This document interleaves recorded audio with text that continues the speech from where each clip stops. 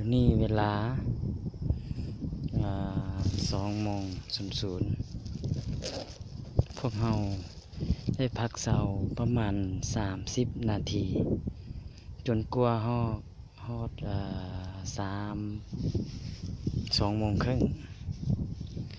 พวกเราจึงกะเกียมเริ่มเฮ็ดเวียกต่อ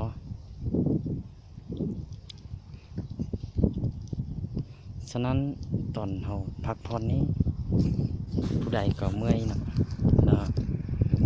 ทุกคนต้องนอน10 นาทีก็ดีใจแล้ว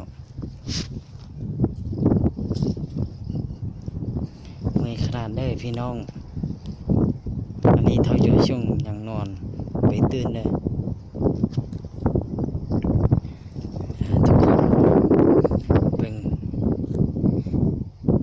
ความยุ่งยากจากมนุษย์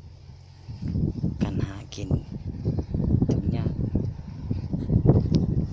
นี่ฟาร์มของพวกเราเฮ็ดในสมุนี้มันก็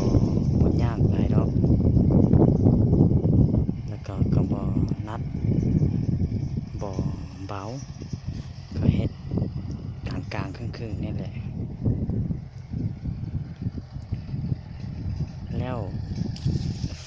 ฟาร์มตัวนี้จัดน้อยประมาณ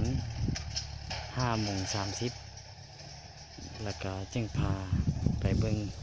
อยู่ออฟฟิศหรือว่าที่ทำงานหรือว่าห้องการ